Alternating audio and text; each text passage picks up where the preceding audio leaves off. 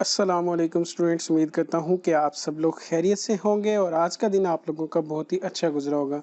बच्चों, आज जो है वो हम एक्सरसाइज 2.3 का पार्ट नंबर 2 कर रहे हैं, जिसमें हम क्वेश्चन नंबर 5 से लेकर 9 तक तमाम सवाल करेंगे और आज ही इंशाल्लाह हम इस एक्सरसाइज का एंड भी करेंगे। ठीक है, तो क्वेश्चन नंबर 5 स्टार्ट करते हैं। इसकी स्टेटमेंट आप लोग बुक से पढ़ लीजिएगा। एक दफ़ा मैं यहाँ पर बता देता हूँ आपको करना क्या है। Using the Venn diagrams verify the distributive laws with respect to union and intersection. तो आपको वेन डायग्राम्स का इस्तेमाल करते हुए ये दो laws, distributivity of union over intersection and distributivity of intersection over union को प्रूव करना है। ठीक है, तो आइए देखते हैं कि किस तरह से हम इसको करेंगे। मैं यहाँ पर ले लेता हूँ जी इसकी पहले लेफ्ट हैंड साइड। ठीक है, सबसे पहले जो है वो हम इन सेट्स को ड्रॉ कर लेते हैं वेन डायग्राम्स में। तो चलिए देखते हैं कैसे हम करेंगे। तीन सेट्स हैं आपके पास, ए, बी और सी। ठीक है, मैं यहाँ पर एक रेक्टेंगल जो है वो ड्रॉ कर देता हूँ। ठीक है, ये आपका यूनिवर्सल सेट होगा और उसके बाद जो है वो हम देखते हैं कि इसको हम कैसे करेंगे। अच्छा, अब देखें यहाँ पर क्या है, ए जो है वो सबसेट है बी का। ठीक है, ए जो है वो सबसेट है बी का। तो आप वेन डायग्राम पहले भी हम इसको डिस्कस कर चुके हैं। अगर ए सबसेट हो बी का तो हम इस तरह से उसको जो है वो शो करते होते हैं। ठीक है, and A intersection C is equal to 5, यानी कि ए और सी में कुछ भी कॉमन नहीं है, क्योंकि अगर दो सेट्स में कुछ एरिया कॉमन हो तो हम उनको इस तरह से ओवरलैपिंग बनाते होते हैं। तो इसका मतलब ये है कि ए और सी जो हैं वो ओवरलैप नहीं करेंगे, क्योंकि उनका इंटरसेक्शन जो है वो 5 है। And B and C are overlapping sets. ठीक है, और बी और सी जो आपके पास है ये दोनों जो हैं वो क्या हैं, बड़े ओवरलैपिंग सेट्स हैं। ठीक है, तो चलिए देखते हैं इसको हम कैसे करेंगे। देखें जी, सबसे पहले आप इसमें करेंगे बी इंटरसेक्शन सी, क्योंकि जो with in the bracket portion होता है बेटा हम इसको पहले करते होते हैं। तो जब आप बी इंटरसेक्शन सी करोगे तो बी इंटरसेक्शन सी में क्या होगा, देखें ये इनका जो है वो कॉमन एरिया है जिसमें ये दोनों साइड से एक दूसरे के ऊपर ओवरलैप कर रहे हैं। तो बी इंटरसेक्शन सी में होगा ये कि ये दरमियान वाला जो एरिया है ये आपका शेड हो जाएगा। ठीक है, ये वाला एरिया जो है ये आपका बी इंटरसेक्शन सी है। ठीक है, तो आप इधर लिख देंगे कि बी इंटरसेक्शन सी जो है वो हमने उसको हॉरिजॉन्टल लाइंस से रिप्रेजेंट किया है। ठीक है, अच्छा नेक्स्ट जो है, जब आप इसका यूनियन ले लोगे ए के साथ तो अब क्या होगा जी, यहाँ पर A union B intersection C में तो जब आप यूनियन लेते हैं तो आपको पता है कि दोनों ही सेट्स के एलिमेंट्स आते हैं। अच्छा, मैं इनको डिफरेंट फिगर से करूँगा, आप चाहें तो एक ही फिगर पर कर सकते हैं, लेकिन अगर डिफरेंट में कर देंगे तो उससे ये होगा कि आपका क्वेश्चन जो है वो नीट एंड क्लीन भी रहेगा और उसमें थोड़ी सी जो है ना वो खिचड़ी से आप बच जाएंगे। ठीक है, तो अब यहाँ पर मैंने बी इंटरसेक्शन सी ले लिया था, अब मुझे लेना है A union B intersection C. तो बेटा जब आप A union B intersection C करेंगे तो आपके पास ए के भी एलिमेंट्स आएंगे और बी इंटरसेक्शन सी के भी एलिमेंट्स आएंगे। तो वो देखें कि वो किस तरह से आप जो है वो उसको शेड करेंगे। तो आपका जो ए है सेट वो भी शेड हो जाएगा और ये जो बी इंटरसेक्शन सी वाला एरिया है ये भी आप शेड कर देंगे और यहाँ पर आप लिखेंगे कि हमने A union B intersection C को वर्टिकल लाइन से रिप्रेजेंट किया। तो बेटा ये हो गई आपकी लेफ्ट हैंड साइड। अब मैं यहाँ पर करता हूँ इसकी राइट हैंड साइड। ठीक है, अब राइट हैंड साइड जो है वो हम देखते हैं, उसमें हमने क्या करना है। सबसे पहले आप लेंगे जी ए यूनियन बी। ठीक है, ए यूनियन एंड बी, ये आपका यूनिवर्सल सेट है।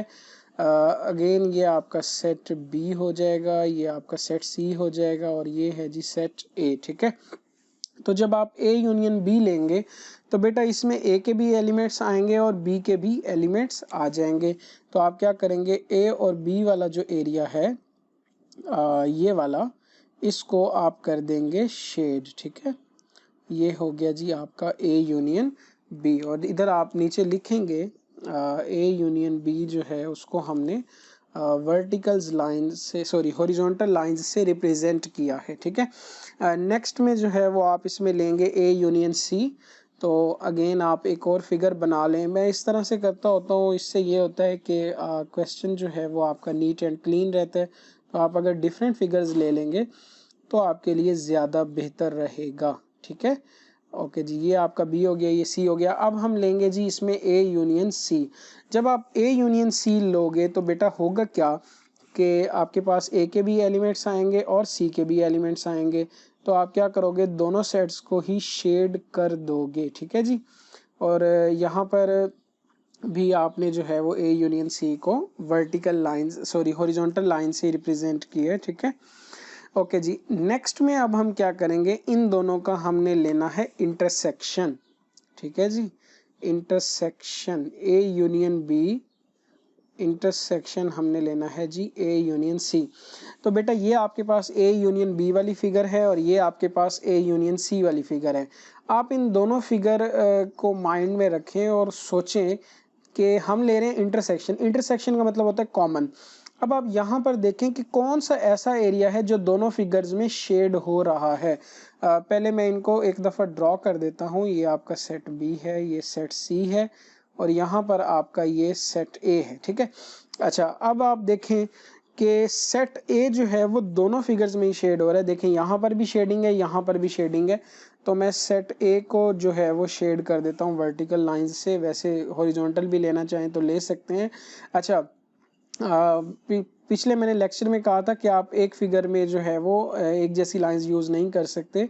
तो देखिए मैंने यहाँ भी हॉरिजॉन्टल लिए हैं, यहाँ पर भी हॉरिजॉन्टल लिए हैं। तो ऐसा हम कर सकते हैं अगर हम डिफरेंट फिगर्स बनाएं।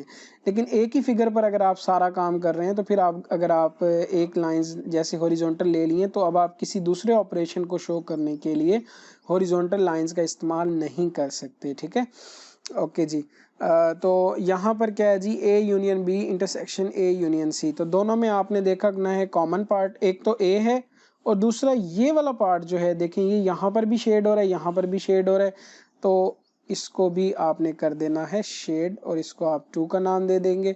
अब आप देखें जी फ्रॉम 1 एंड 2, 1 में भी देखें ये वाला एरिया शेड हुआ है, ये वाला एरिया शेड हुआ है, 2 में भी, इसमें भी ये वाला एरिया शेड है, इसमें भी ये वाला एरिया शेड है। क्योंकि जब हम वेन डायग्राम्स की बात करते हैं ना तो हम फाइनली ये देखते हैं कि दोनों साइड्स का जो शेडेड एरिया है आंसर्स में वो सेम होना चाहिए। तो यहाँ पर भी वही है, यहाँ पर भी वही है।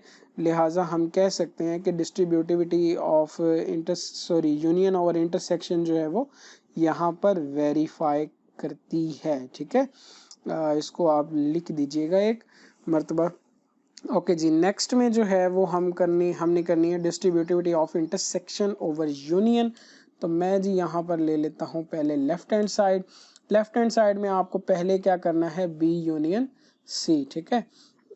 तो आप इनको ड्रॉ कर लें। ये आपका यूनिवर्सल सेट हो जाएगा, ये आपका सेट बी है, ये आपका सेट सी है और ये है जी सेट ए। तो बेटा जब आप लेंगे बी यूनियन सी तो उसमें क्या होगा, सेट बी भी आपका शेड होगा और सेट सी भी आपका शेड हो जाएगा।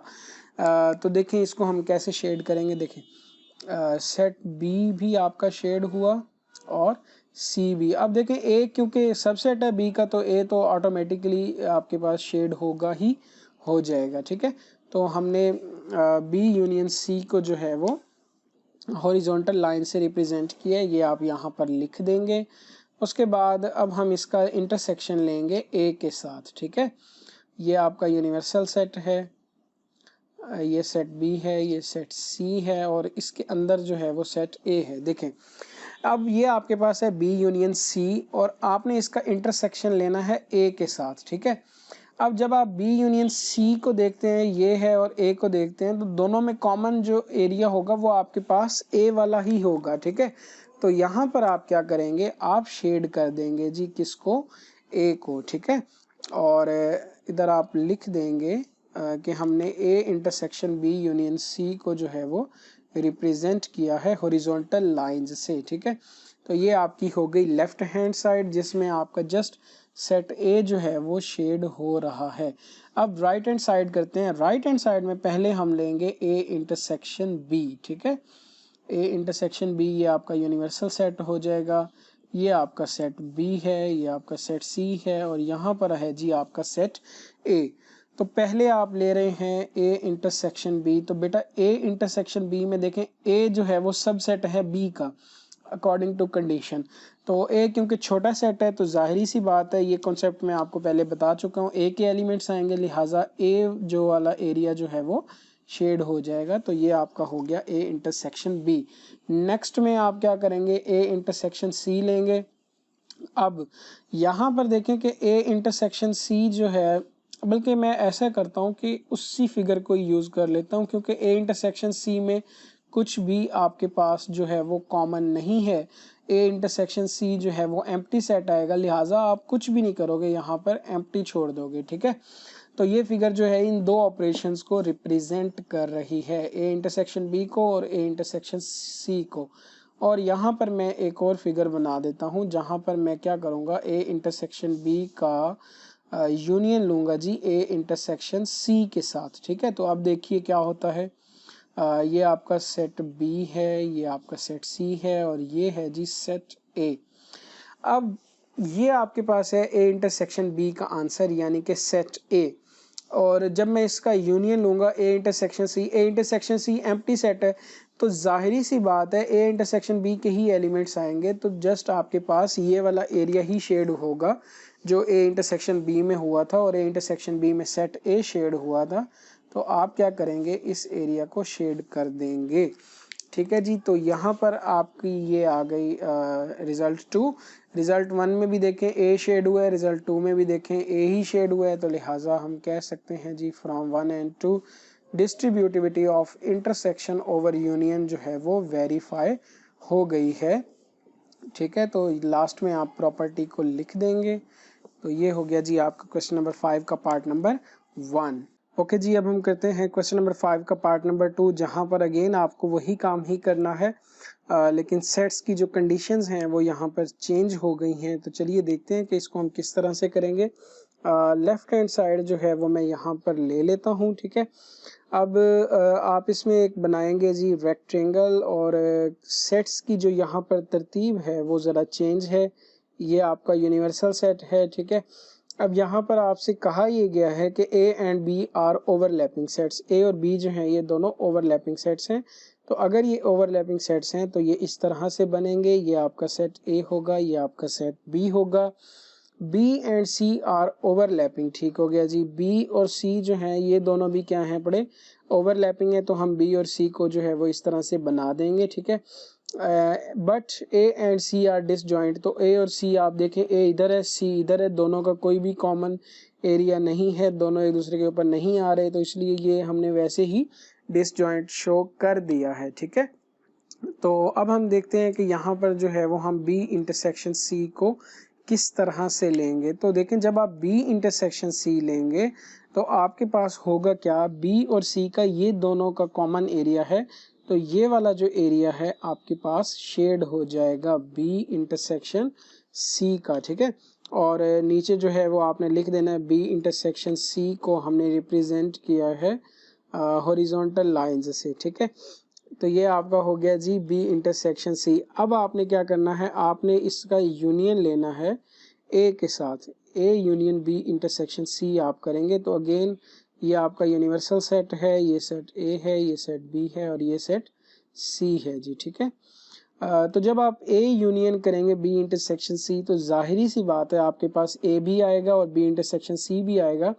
तो होगा क्या कि इसमें आपके पास सेट ए जो है वो भी शेड होगा, ये सारा सेट ए है, ठीक है। सेट ए जो है वो भी शेड होगा और बी इंटरसेक्शन सी जो है वो भी आपके पास शेड हो जाएगा। और यहाँ पर आप लिखेंगे A union B intersection C, और उसके सामने जो है वो आपने इस तरह से हॉरिजॉन्टल लाइंस बनानी है, ठीक है।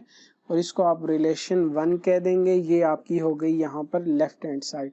अब आपने यहाँ पर लेनी है right hand side. Right hand side में आपको क्या करना पड़ेगा जी, सबसे पहले तो आप लेंगे ए यूनियन बी, ठीक है। ये आपका यूनिवर्सल सेट है, सेट ए है, सेट बी है, सेट सी है, और ए यूनियन बी आपने लेना है यहाँ पर। जब आप ए यूनियन बी लेंगे तो होगा क्या, सेट ए के भी एलिमेंट्स आएंगे और सेट बी के भी एलिमेंट्स आएंगे। ये काम आप बेसिक मतलब पिछली एक्सरसाइज में भी कर चुके हैं, तो आप लोगों को ये समझ में आ जाना चाहिए। तो ए यूनियन बी को जो है वो हमने हॉरिजॉन्टल लाइन से रिप्रेजेंट कर दिया, ठीक है। फिर आप इसमें ए यूनियन सी को रिप्रेजेंट करेंगे, उसके लिए आप अगेन एक डिफरेंट फिगर ले लें। आपका ये सेट ए है, ये सेट बी है, ये सेट सी है। नीचे आप इनके नेम्स भी शो कर दें, ठीक है। तो आपको लेना है ए यूनियन सी। तो जब आप ए यूनियन सी करेंगे तो बच्चे होगा क्या कि सेट ए के भी एलिमेंट्स आएंगे जो कि ये हैं, मैंने इनको शेड कर दिया है, और सेट सी के भी एलिमेंट्स आएंगे तो उनको आप इस तरह से शेड कर दोगे। और नीचे आपने इधर लिखना है कि हमने हॉरिजॉन्टल लाइंस से इस ऑपरेशन को किया है, ठीक है, शेड किया है, ठीक है। उसके बाद आपने लेना है जी इन दोनों का इंटरसेक्शन। तो जब आप इंटरसेक्शन करेंगे तो दोनों का कॉमन एरिया आएगा। तो चलिए देखते हैं कि ये कैसे होगा। सेट ए हो गया, सेट बी हो गया, सेट सी हो गया। अब हम कर क्या रहे हैं, ए यूनियन बी का इंटरसेक्शन ले रहे हैं जी ए यूनियन सी के साथ। तो अब चलते हैं इन दोनों फिगर्स को देखें, फिर आपको पता चलेगा कि इनका इंटरसेक्शन कैसे लेना है। बेटा ये आपके पास है ए यूनियन बी और ये है आपके पास ए यूनियन सी। दोनों में देखें ऐसा कौन सा एरिया है जो दोनों में शेड हुआ है। तो देखिए सेट ए जो है पूरे का पूरा वो यहाँ पर भी शेडेड है और यहाँ पर भी शेडेड है ना। ये देखिए ये सेट ए जो है वो शेड हुआ है।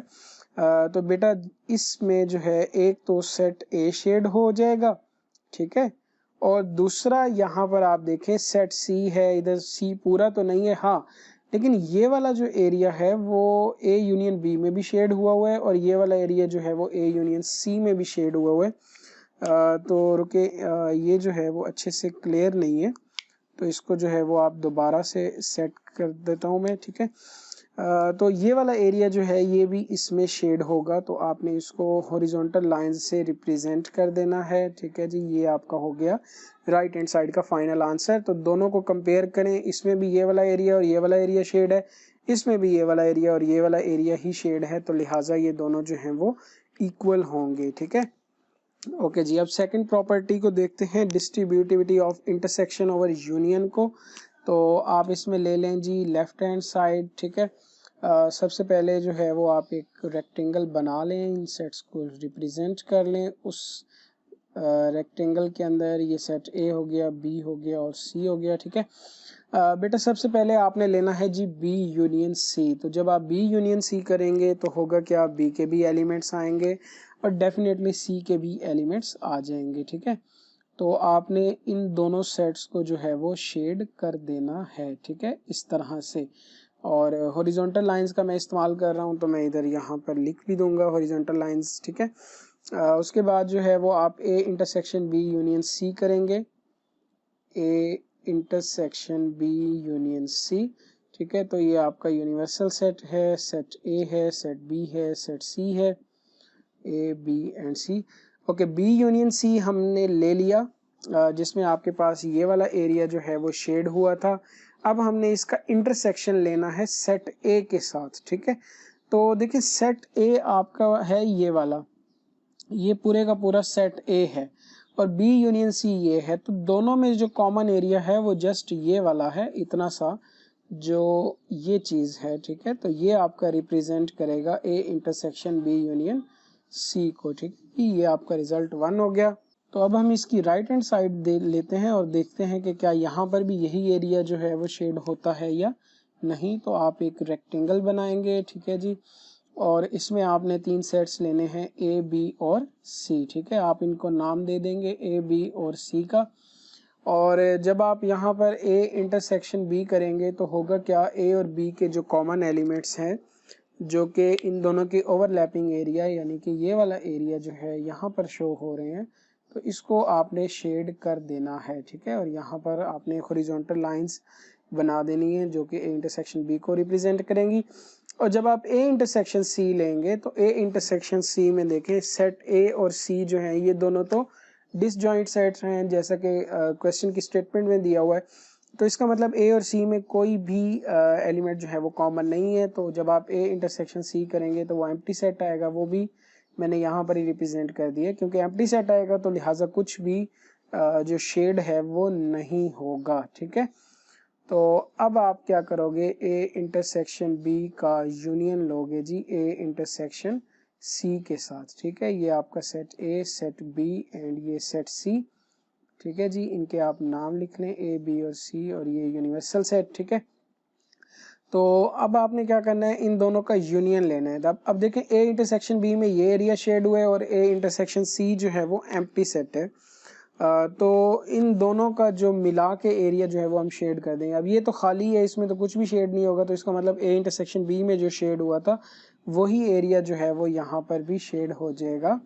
तो ये हॉरिजॉन्टल लाइंस से जो है वो हमने इसको रिप्रेजेंट कर दिया जी। तो देखिए अब लेफ्ट हैंड साइड और राइट हैंड साइड दोनों का जो फाइनल आंसर है, दोनों में जो शेडेड एरिया है वो दोनों का सेम है, तो लिहाजा ये प्रॉपर्टी जो है वो भी प्रूव हो जाती है। ठीक है, तो क्वेश्चन नंबर 5 के बाद अब हम देखते हैं क्वेश्चन नंबर 6। ये बहुत ही इजी सा क्वेश्चन है।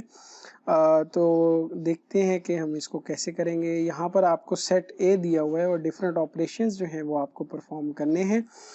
तो 1 में जो है वो आपने प्रूव करना है कि ए यूनियन फाई जो है वो ए के इक्वल है। ठीक है, हमने इसको वेरीफाई करना है, तो बड़ा सिंपल सा जो है वो काम है। आप इसमें लेफ्ट हैंड साइड ले लें, ए यूनियन फाई ले लें। ठीक है, तो सेट ए जो है उसके एलिमेंट्स क्या हैं, 1 2 3 4 एंड 5। यूनियन फाई यानी कि एम्प्टी सेट है। तो जब आप इनका यूनियन लेंगे तो दोनों सेटों के एलिमेंट्स हम यूनियन में लिखते होते हैं। इसमें तो कोई एलिमेंट ही नहीं है, तो लिहाजा इसी के ही सारे के सारे एलिमेंट्स जो हैं वो आ जाएंगे। और ये 1 2 3 4 5 एक्चुअली क्या है, ये ए है। तो हम लेफ्ट हैंड साइड से चले थे और राइट पे आ गए, तो इसका मतलब ये जो है हमने इसको प्रूव कर दिया। तो यानी कि ए यूनियन फाई जो है वो ए के इक्वल है। ठीक है, और सेकंड में जो है वो क्या है आपके पास, ए यूनियन ए जो है वो किसके इक्वल है, ए के। तो इसको भी करके देखते हैं कि क्या ये ऐसा है या नहीं। तो आप लेफ्ट हैंड साइड लेंगे, ए यूनियन ए लिखेंगे। ए के एलिमेंट्स हैं जी 1 2 3 4 एंड 5। Union 1 2 3 4 and 5। ठीक है, तो अब इसमें क्या होगा कि आपने दोनों सेटों के एलिमेंट्स को ही लिख देना है, लेकिन मसला ये है कि इनके दोनों के ही सेम एलिमेंट्स हैं। तो हम ऐसा तो नहीं कर सकते कि 1 से 5 तक एक दफ़ा लिख दें, दोबारा भी लिख दें, तो यही ही आंसर आएगा। और अगेन देखें ये आपका सेट ए ही है, तो ये आपकी राइट हैंड साइड आ गई। ठीक है, हमने लेफ्ट से ली थी और राइट पर आ गए, तो इसका मतलब ये प्रूव हो गया। ठीक है जी।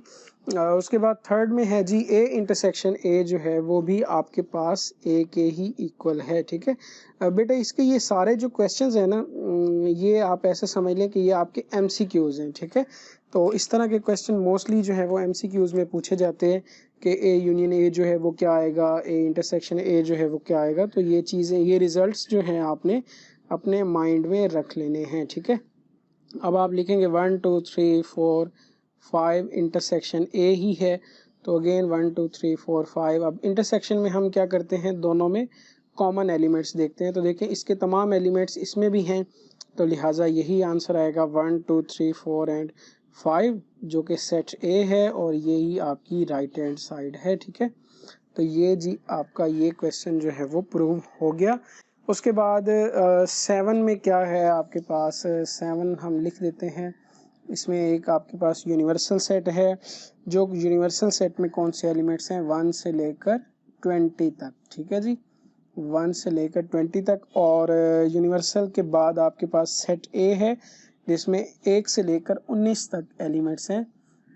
1 ये सारे ऑड नंबर्स हैं, 1 3 5 7 और इसी तरह ये जो है ये चलते जाएंगे कहाँ तक, 19 तक। ठीक है जी, तो हमने इन क्वेश्चंस को वेरीफाई करना है। तो इसका पार्ट 1 है आपके पास, A union A complement is equal to universal set. तो इसको जो है वो आपने प्रूव करना है। ठीक है, तो बड़ा ही आसान सा सवाल है ये। अगेन आप इसमें लेंगे लेफ्ट हैंड साइड। अब आपको करना है ए यूनियन ए कॉम्प्लीमेंट। तो बेटा पहले तो आपको ए कॉम्प्लीमेंट फाइंड करना पड़ेगा ना, ठीक है, तभी आप उसका यूनियन लोगे ए के साथ। अब कॉम्प्लीमेंट के लिए आपको पता है जिस भी सेट का कॉम्प्लीमेंट लेना हो आप उसको यूनिवर्सल में से माइनस कर देते हैं। तो आप लिखेंगे यू माइनस ए। तो यूनिवर्सल की वैल्यू आप पुट कर देंगे 1 से लेकर 20 तक, माइनस ए की वैल्यू आप पुट कर देंगे 1 3 5 से लेकर 19 तक। ठीक है, अब जब भी हम दो सेट्स का डिफरेंस लेते हैं तो हमने फर्स्ट सेट के वो एलिमेंट्स लिखने हैं जो इसमें हैं और इसमें नहीं है। अब देखिए यहाँ 1 है, इधर भी 1 है, तो हम 1 नहीं लिख सकते क्योंकि हमने वो एलिमेंट्स लिखने हैं जो यहाँ है और यहाँ नहीं है। अब देखें 2 इधर है, इधर नहीं है, तो हम लिखेंगे 2। 4 यहाँ पर है, यहाँ नहीं है, हम 4 लिख देंगे। 6 है, इधर इधर नहीं है, हम लिख देंगे। इनफैक्ट सारे ही इवन नंबर्स जो हैं वो 2 से लेकर 20 तक आपके पास आंसर में आ जाएंगे। तो ये आपके पास हो गया जी ए का कॉम्प्लीमेंट, ठीक है। अब आप लेंगे ए यूनियन ए कॉम्प्लीमेंट, और ए आपके पास है 1, 3, 5 से लेकर 19 तक, एंड यूनियन ए कॉम्प्लीमेंट जो है वो क्या है 2, 4, 6 से लेकर 20 तक। और यूनियन में आपने क्या करना है, दोनों सेटों के एलिमेंट्स को कंबाइन करके लिख देना है। ये सारे ऑड नंबर्स हैं, ये सारे इवन नंबर्स हैं, तो ये दोनों कंबाइन होकर आपसे ए आपके पास क्या हो जाएगा 1 से लेकर 20 तक के तमाम सारे नंबर्स। और ये कौन सा सेट है, बेसिकली ये आपके पास यूनिवर्सल सेट ही आ गया है। तो देखें ये हमारी राइट हैंड साइड आ गई है, हमने लेफ्ट ली थी और हम राइट पे पहुंच गए, तो इसका मतलब ये क्वेश्चन जो है वो आपका प्रूव हो गया, ठीक है। अब इसका देखते हैं जी सेकंड पार्ट, और सेकंड पार्ट में क्या है, ए इंटरसेक्शन यू जो है वो इक्वल है ए के।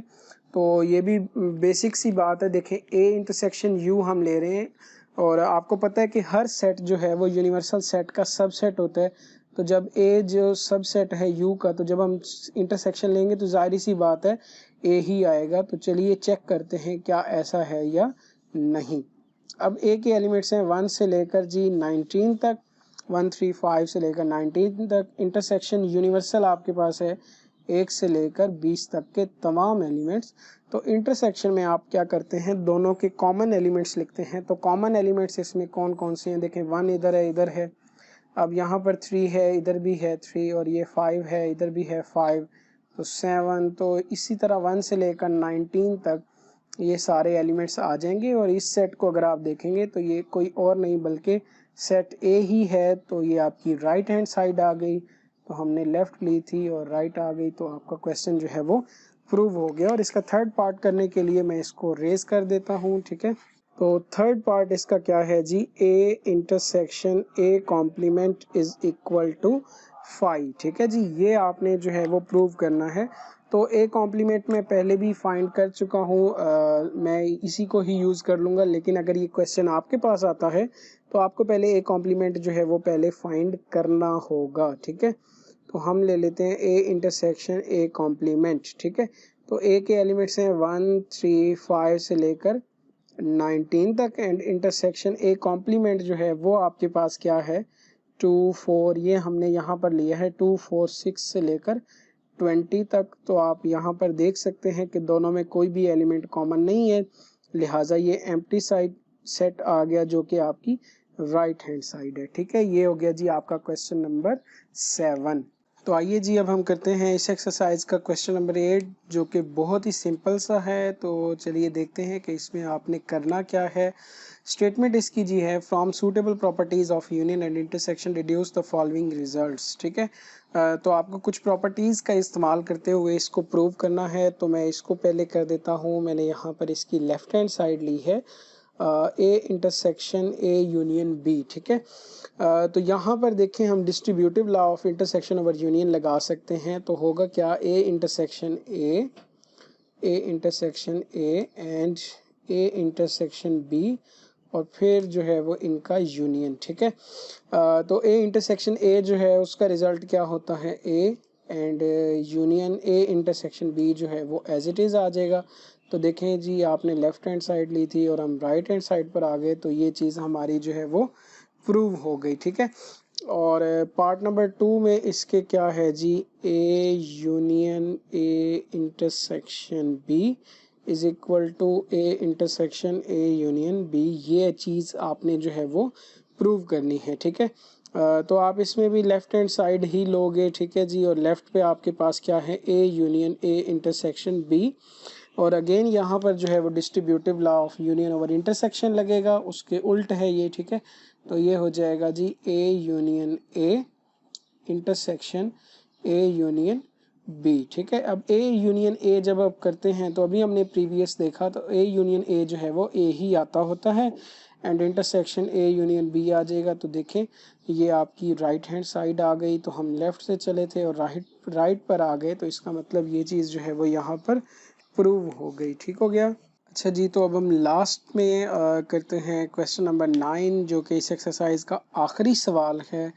काफ़ी इम्पोर्टेंट है ये शॉर्ट क्वेश्चन के लिहाज से। तो चलिए देखते हैं कि हमने इसको कैसे करना है। Using Venn diagrams verify the following results. Again जी आपको वेन डायग्राम्स का इस्तेमाल करते हुए इसको प्रूव करना है। तो इसका पार्ट नंबर 1 है जी, A intersection B complement is equal to A if A intersection B is equal to 5। ये इफ़ जो है यहाँ पर लग गया है, इसका मतलब होता है इफ़ एंड ओनली इफ़। ठीक है, इसको हम शॉर्ट फॉर्म में IFF लिख देते हैं, लेकिन एक्चुअली ये होता है इफ़ एंड ओनली इफ़।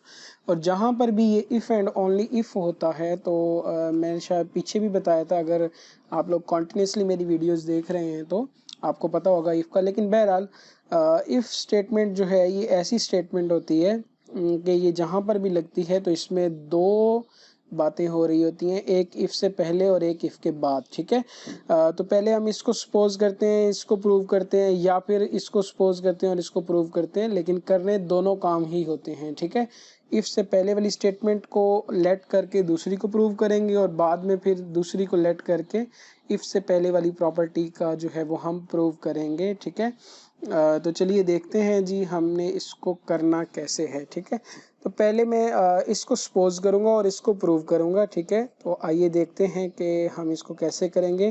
तो आप करेंगे जी, suppose A intersection B is equal to 5, then we have to show that A intersection B complement is equal to A. अब हमने इसको जो है वो शो करना है। ठीक है, अच्छा तो इसकी हम बनाते हैं वेन डायग्राम और फिर देखते हैं कि ये किस तरह से होगा। अब देखें कि सेट ए और बी जो है इन दोनों का जो इंटरसेक्शन है वो 5 है। इसका मतलब ये दोनों जो हैं वो डिसजॉइंट सेट्स हैं, इनमें कुछ भी कॉमन नहीं है। ठीक है, ये आपका सेट ए हो जाएगा, ये आपका सेट बी हो जाएगा। ओके, तो सबसे पहले हमने क्या करना है, ए इंटरसेक्शन बी का कॉम्प्लीमेंट को ए के इक्वल लेना है। तो पहले आपको लेना पड़ेगा जी बी का कॉम्प्लीमेंट। तो आपको पता है जब भी हम किसी सेट का कॉम्प्लीमेंट लेते हैं तो उस सेट के अलावा तमाम एलिमेंट्स आते हैं। तो जब आप बी कॉम्प्लीमेंट लेंगे तो आपके पास होगा क्या कि बी के अलावा जो है ये सारे का सारा एरिया जो है वो आपका शेड हो जाएगा। लेकिन ध्यान रखना है आपने कि सेट बी को जो है वो आपने शेड नहीं करना, क्योंकि बी कॉम्प्लीमेंट में आप बी के अलावा तमाम एलिमेंट्स लेंगे और यहाँ पर आप लिख देंगे बी कॉम्प्लीमेंट को जो है वो हमने हॉरिजॉन्टल लाइंस से रिप्रेजेंट किया है। ठीक है, अब जब आप इसका इंटरसेक्शन लोगे ए के साथ तो देखें बी कॉम्प्लीमेंट आप में आपके पास ये वाला एरिया आ रहा है और सेट ए जो है वो ये है। ठीक है, तो इन दोनों का में जो कॉमन चीज़ होगी वो ये होगी। ठीक है, सेट ए, तो इसको अब आप जो है वो वर्टिकल लाइन से रिप्रेजेंट कर देंगे। ठीक है, और यहाँ पर जी आप लिखेंगे कि ए इंटरसेक्शन बी कॉम्प्लीमेंट जो है उसको हमने जो है वो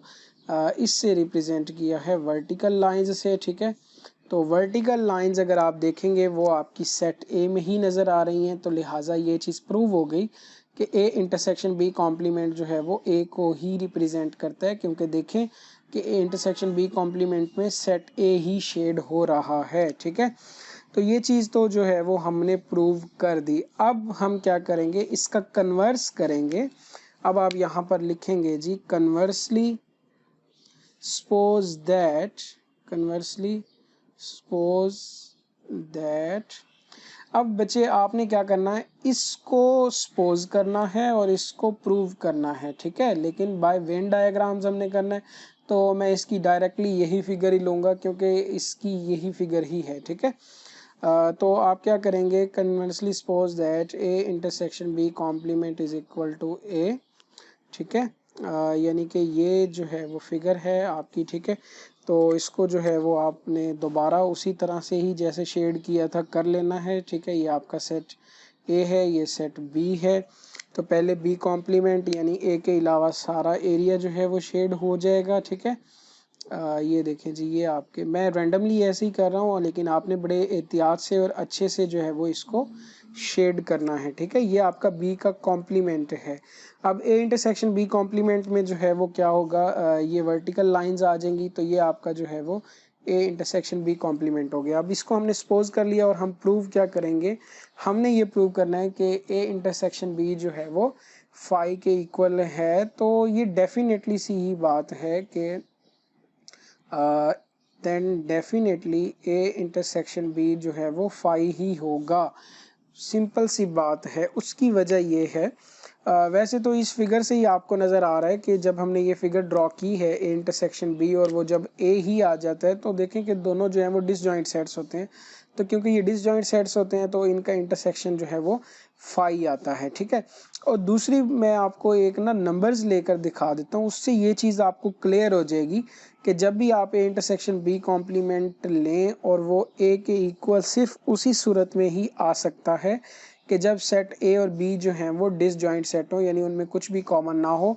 मैं आपको एग्जांपल लेकर दिखाता हूँ। देखें, जैसे आपने सेट ए ले लिया, फ़र्ज़ करें 1 2 और 3, ठीक है, और सेट बी जो है वो आपने ले लिया जी 4 5, ठीक है, और यूनिवर्सल सेट जो है वो आपका 1 से लेकर 10 तक है, ठीक है। एग्जांपल के लिए हम इसको समझ रहे हैं।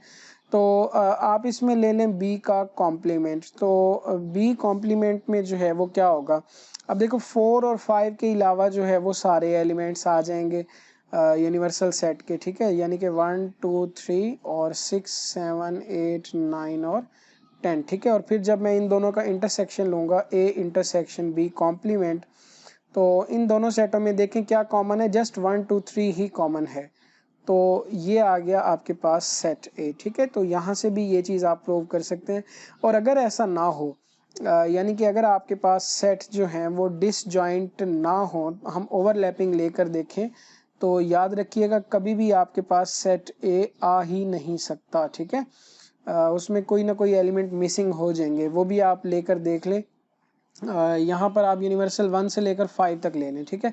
तो जब आप बी कॉम्प्लीमेंट लेंगे तो बी के अलावा एलिमेंट्स आएंगे यूनिवर्सल सेट के, तो उसमें आएगा 1 2 और 5 आ जाएगा। और जब मैं इन दोनों का इंटरसेक्शन लूँगा ए इंटरसेक्शन बी कॉम्प्लीमेंट, तो उसमें आपके पास क्या आएगा 1 2 and it is not equal to set A, क्योंकि सेट ए में आपके पास 3 है, ठीक है।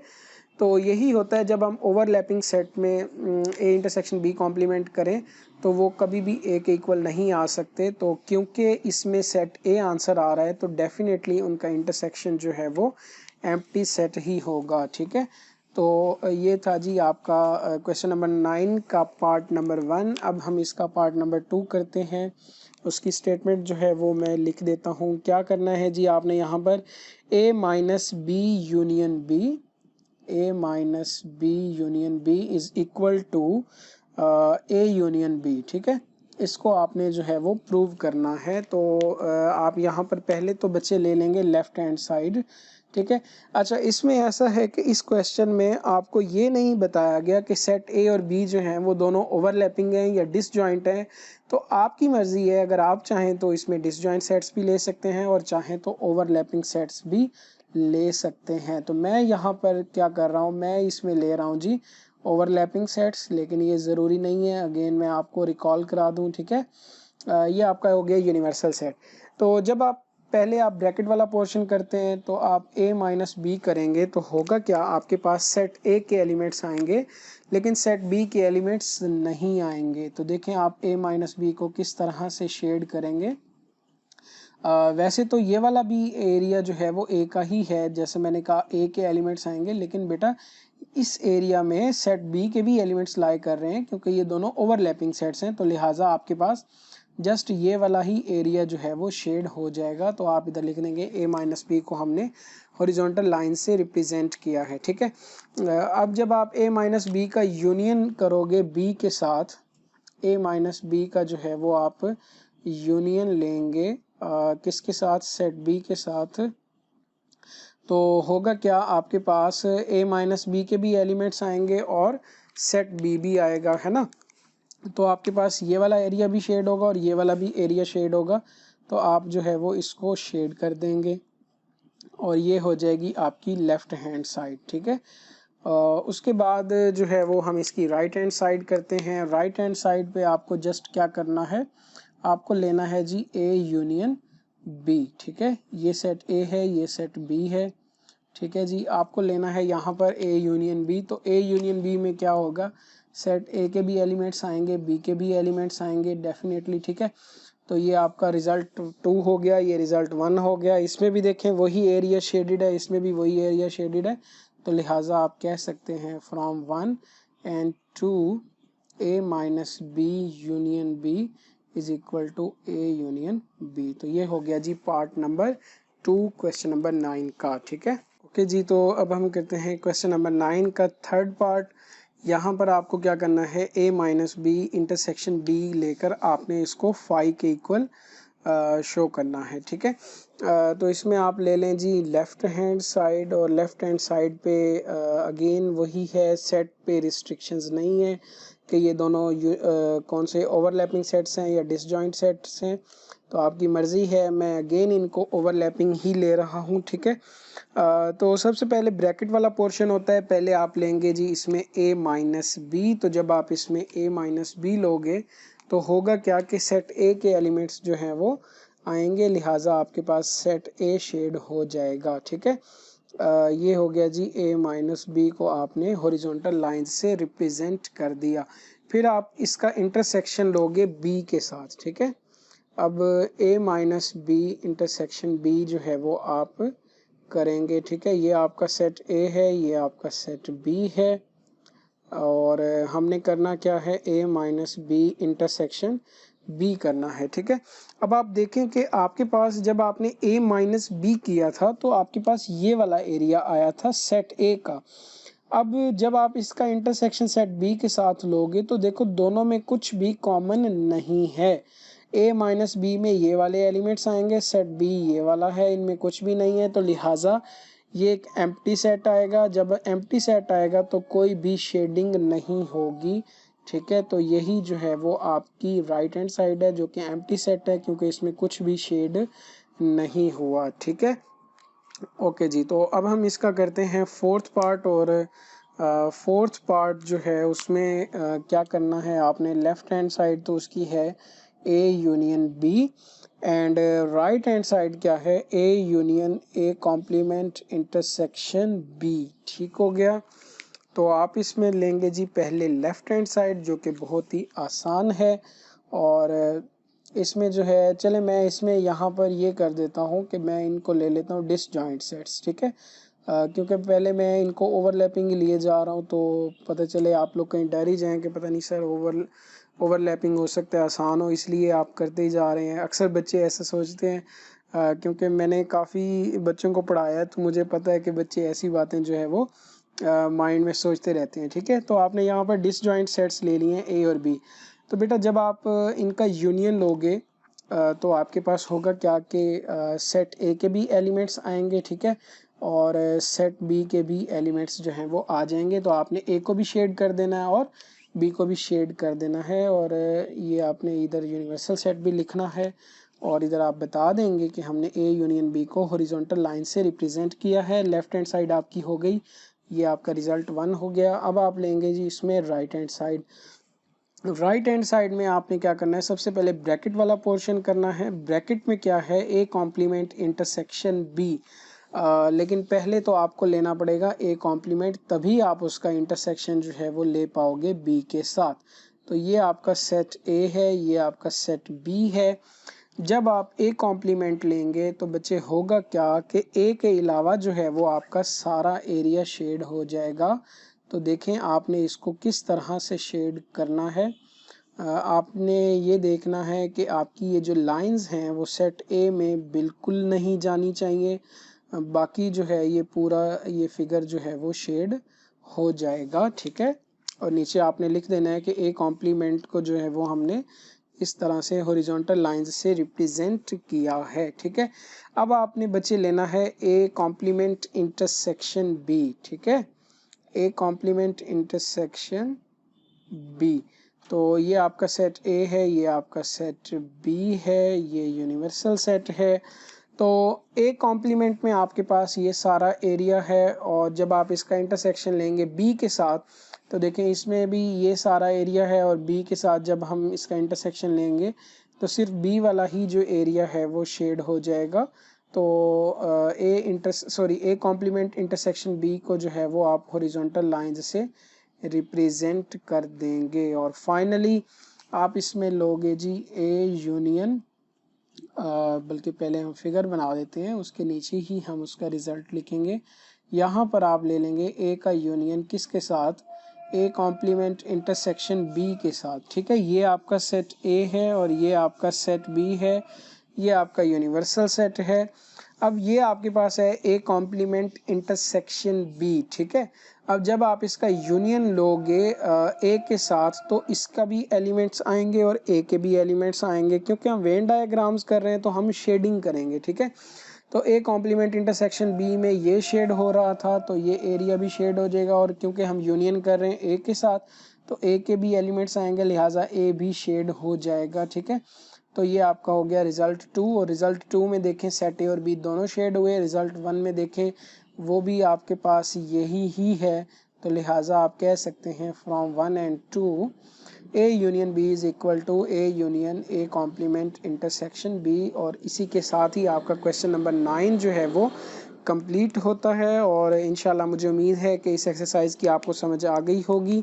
लेकिन अगर इसमें कोई बात आपको समझ में नहीं आई तो आप कमेंट सेक्शन में कमेंट करके पूछ सकते हैं। इंशाल्लाह मैं उसको आंसर करने की कोशिश ज़रूर करूँगा।